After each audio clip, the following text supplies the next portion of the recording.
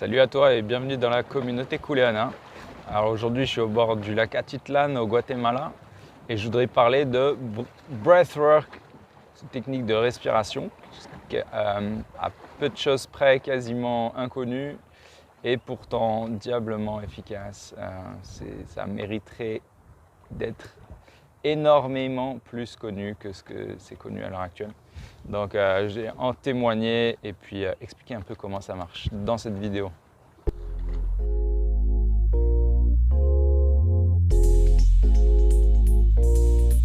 Pourquoi j'ai envie de parler de breathwork aujourd'hui? C'est parce que j'ai traversé dans ma vie une période vraiment sombre. C'était suite à une rupture amoureuse. J'étais sans énergie, vidé d'énergie pendant plus d'un mois. Complètement incapable d'aller dans la vie comme ce qu'on pourrait faire normalement. Et alors, peut-être que tu n'as jamais connu de situation comme ça. Je te le souhaite. Je te souhaite de jamais connaître ça d'ailleurs. Et malgré tout, beaucoup de personnes soit ont déjà connu, soit connaîtront plus tard une situation similaire. Avec vraiment beaucoup de difficultés à avoir de l'énergie, sortir du lit, relationner, avoir le goût à la vie, ne serait-ce que ça. Et dans ces situations, souvent on n'a pas beaucoup de solutions. Soit on prend les médicaments, soit certains l'alcool, certains la drogue, certains restent alités, d'autres choisissent de mettre fin carrément au jeu de la vie. Et moi personnellement, je me suis rappelé dans cette période des ateliers que j'avais fait par le passé de Rebirth. C'est une technique particulière de breathwork. Et je me suis rappelé à quel point ça avait été apaisant, salvateur, l'avant, après la séance. C'était juste hallucinant. Des séances qui durent un peu plus d'une heure où on va surventiler, suroxygéner un peu le corps, remettre de l'oxygène dans le corps. Et je ressortais de là, mais enfin, j'arrivais avec des fois des grosses tensions, des problèmes, des choses qui me prenaient littéralement la tête et dont j'arrivais pas à me dépêtrer, j'arrivais pas à faire des choix et ça commençait à occuper toutes mes pensées. Et donc j'arrive dans la séance de Rebirth avec ça qui m'occupe complètement l'esprit et me bouffe l'énergie. Et en une heure, je ressors, mais alors complètement transformé, plus aucun problème. À tel point que je me demande, mais pourquoi je me suis pris la tête? C'était quoi mon problème en fait? Je m'en rappelle plus, enfin, c'est pas que je m'en rappelle plus, mais il est tellement plus présent que j'ai l'impression de plus avoir de problème. Donc j'avais tellement expérimenté l'avant-après technique de respiration que quand j'ai traversé cette phase dans ma vie vraiment ultra difficile, je me suis rappelé de ces moments-là et j'ai tout de suite eu le réflexe d'essayer de reconnecter à ça. Et de là j'ai pu démarrer donc à la fois du Rebirth, à la fois expérimenter des nouvelles techniques de respiration. Je vais en parler plus tard dans une autre vidéo, mais voilà, il y a tout ce qui est respiration du feu, DMT, alcaline, Wim Hof, on va en parler. Et j'ai mis en place toutes ces respirations et ça m'a littéralement sauvé la vie, permis de me passer de médicaments et en un mois j'étais de nouveau sur pied. Ce qui normalement aurait pris beaucoup plus de temps. Et chaque jour, en faisant ces respirations, alors une fois le matin, une fois le soir au minimum, mais bien souvent, surtout quand c'était très difficile, pendant le premier mois, bien souvent je faisais au moins 3 à 4 fois par jour, donc je recommençais une fois ou deux en plus du matin et du soir, une fois ou deux dans la journée. En faisant 4 fois par jour, en moyenne. Ça prend environ 10 minutes, un quart d'heure, mais quand on est cuit sans énergie, ben, c'est rien en fait, parce que je passais mes journées quasiment à pas pouvoir faire grand chose. Donc consacrer 1 heure de mon temps à ça, c'était vraiment pas grand chose, et pourtant ça m'a complètement transformé cette période. Ça m'a permis de la traverser de manière beaucoup plus apaisée. Et c'est pour ça que j'ai vraiment le souhait d'en témoigner ici dans cette vidéo, parce que je sais que peut-être toi, peut-être quelqu'un que tu connais, peut-être quelqu'un dans ta famille, peut-être un ami est en train de traverser une période comme ça, ou va en traverser une.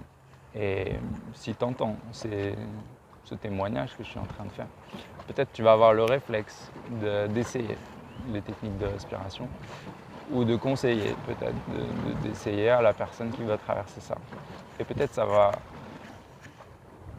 permettre à toi ou à cette personne de transformer une partie de ta vie, en tout cas cette période très difficile.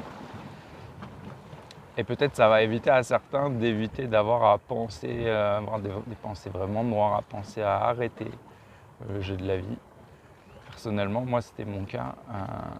C'était tellement pénible, difficile et souffrant que j'avais envie que ça s'arrête.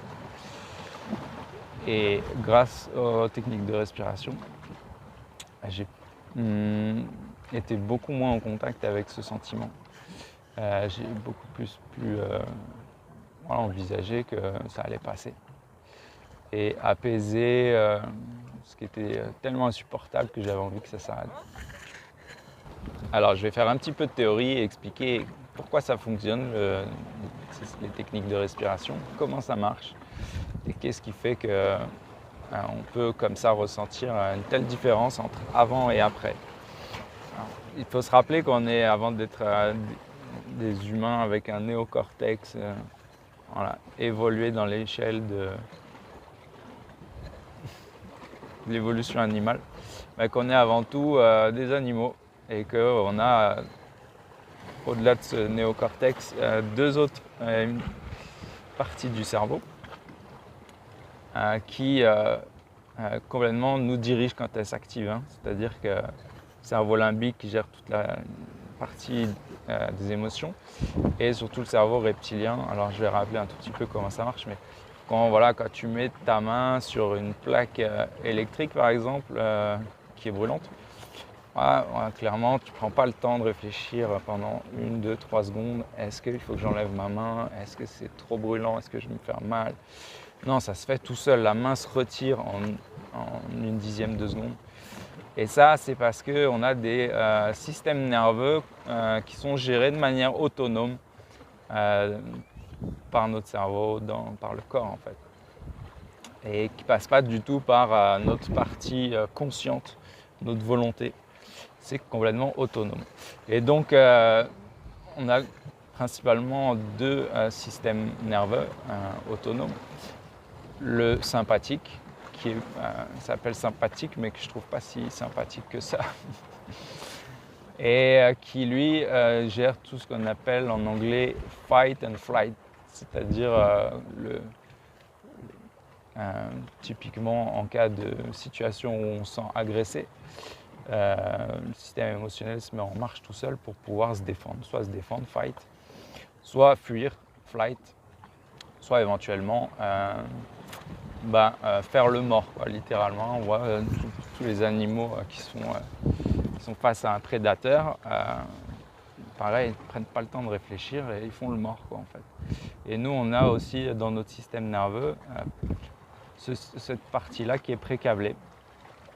Et donc, face à des situations stressantes qui, dans nos sociétés occidentales, on n'en a pas conscience souvent, mais sont légion. Il y en a quasiment. Alors, si on est dans des métiers stressants, des environnements en ville stressants, des situations familiales des fois stressantes, des ruptures amoureuses qui ne sont pas évidentes à traverser, et bien ce système-là va se mettre en fonction quasiment en permanence. On peut en arriver, c'est pour ça qu'on fait des burn-out des fois, c'est parce qu'on peut en arriver à ce que le système nerveux sympathique, autonome, soit quasiment en permanence en fonction.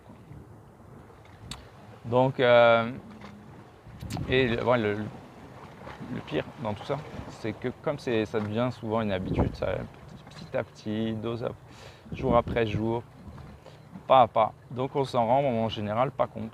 On est accoutumé. Le cerveau est très fort pour s'accoutumer, heureusement d'ailleurs. Parce que des fois, sinon, il y a des situations qu'on pourrait vraiment pas supporter. Hein. Donc, le cerveau est relativement bien fait, il est capable de s'adapter à des trucs vraiment horribles. Mais le revers de la médaille, c'est que des fois, on s'accoutume, on se rend plus compte que c'est pas normal en fait, qu'on subit quelque chose qui n'est pas adapté à notre bien-être, à notre paix intérieure, à notre corps, à notre santé mentale, physique. Et donc, on va supporter ça sans s'en rendre compte. Et voilà, en faisant les techniques de respiration dont je parle, on va activer l'autre système nerveux autonome, le parasympathique. C'est en anglais celui qui gère le mode rest and digest, c'est-à-dire repose-toi, digère, voilà, l'anti-stress, qui va activer toutes les hormones de bien-être, de paix, tout l'inverse de ce qui se passe quand le système nerveux sympathique est activé. Donc, c'est pas magique, c'est physiologique, et pourtant, quasiment personne nous en parle. Moi, j'ai attendu quasiment 35 ans pour entendre parler de tout ça, alors que j'ai passé 15 années à faire des recherches dans tous ces domaines, dans tout ce qui est bien-être, développement personnel, paix intérieure, et j'étais passé à côté de ça, malgré toutes ces recherches. Donc c'est vraiment qu'on ne nous en parle pas en fait. Si on n'a pas cherché ou si on n'a pas la chance d'être né ou d'avoir eu la curiosité au bon moment, au bon endroit, on va passer à côté de ça. On apprend tout un tas de trucs, résoudre des équations. Moi je savais résoudre des équations à 15 inconnus à l'âge de 20 ans, c'est cool. Mais je ne savais même pas comment gérer mon stress intérieur, mon niveau de bien-être. Comment gérer ma santé interne en fait, parce que tout ça, toutes ces hormones, quand le stress est en place, le cortisol, c'est pas bon pour la santé. Et si on le laisse faire, ce système nerveux sympathique, il nous balance du cortisol en permanence, ce qui n'est pas du tout une bonne chose pour la santé mentale, physique, etc. Et tout ça, on m'en avait jamais parlé. Aujourd'hui, ça me paraît saugrenu, complètement étrange, mais c'est pourtant la réalité de la majeure partie des gens du monde occidental. Hey! Alors ça, c'est la fiesta au Guatemala. Régulièrement, ils font péter des pétards. Des fois, c'est juste à côté de nos oreilles, ça fait vraiment bizarre. Mais voilà, ça arrive régulièrement comme ça, ça pète, c'est parce qu'ils sont contents. C'est tradition au Guatemala, ici à San Pedro, près du lac Atitlan. Donc voilà comment ça fonctionne, ces techniques de respiration, pourquoi c'est efficace et pourquoi vraiment je recommande à chacun d'essayer. Moi personnellement, je peux en témoigner aujourd'hui, je suis sorti de cette période noire. Voilà, ça m'a pris 1 mois pour retrouver de l'énergie et grosso modo 3 mois pour retrouver ma santé mentale pleinement et reprendre complètement la main sur tout ce qui s'était activé et qui me tirait vers le bas, littéralement, qui bouffait mon énergie. Mais aujourd'hui, le breathwork, ces techniques de respiration sont complètement rentrées dans ma vie. Je les pratique tous les matins et tous les soirs au minimum. Et voire 1 fois ou 2 dans la journée si je sens que j'ai besoin. Bon, maintenant, aujourd'hui, c'est assez rare, mais voilà, de toute manière, le matin, le soir minimum, parce que c'est très fréquent, en plus que je sens, le matin, je me lève, j'ai eu un subconscient qui a travaillé pendant la nuit, et je me lève, je sens que la respiration n'est pas fluide, je ne suis pas complètement détendu, j'ai des pensées qui trottent. Paf! Breathwork, et c'est parti en fait, c'est juste génial et on m'en avait jamais parlé. Donc j'espère vraiment qu'avec cette vidéo je vais pouvoir permettre à toi, à d'autres d'essayer en fait, d'aller goûter ça par soi-même parce que c'est source de transformation, il y en a plein d'autres, je vais en parler sur ma chaîne YouTube. petit à petit. Mais voilà, celle-là, ça fait partie de celles qui sont hyper efficaces et c'est vraiment dommage de passer à côté. Donc moi aujourd'hui, matin, soir minimum. Le soir avant de me coucher, c'est pareil, c'est génial. Ça m'arrive de passer une demi-heure avec des pensées qui trottent, des émotions actives, des contractions dans le corps. Hop, aujourd'hui de plus en plus vite, je me dis non, tu laisses pas faire tout ça. Tu reprends la main, hop, un petit breathwork, 10 minutes, un quart d'heure maximum. Et c'est passé derrière, je dors comme un bébé, je m'endors en 5 minutes. Et voilà, maintenant de plus en plus je le fais en proactif, en préventif.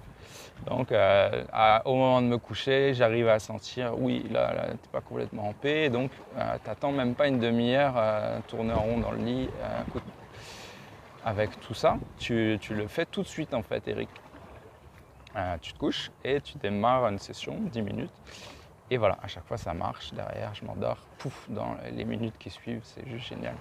Là où ça m'aurait pris une demi-heure, des fois une heure, des fois plus, des fois une insomnie, bah là, boum, en quelques minutes, plus de problème, tout se détend. Et on peut dormir tranquille. Vraiment, j'ai qu'une chose à dire, essaye par toi-même. Si après avoir vu cette vidéo, tu es curieux de savoir est-ce que le breathwork peut t'aider, peut aider quelqu'un de tes proches, de ta famille, de tes amis, je t'invite à cliquer sur le lien qui va apparaître dans cette vidéo et à te lancer dans peut-être ton premier essai de technique de respiration pour ressentir par toi-même le bénéfice, l'avant, l'après. Je t'invite aussi à lâcher un petit pouce bleu si tu as aimé cette vidéo, si elle t'a servi, si elle t'a permis d'expérimenter une nouvelle chose qui peut-être t'aide dans ta vie. Et éventuellement à t'abonner à ma chaîne YouTube si tu veux en savoir plus et avoir l'accès aux prochaines vidéos. À tout bientôt.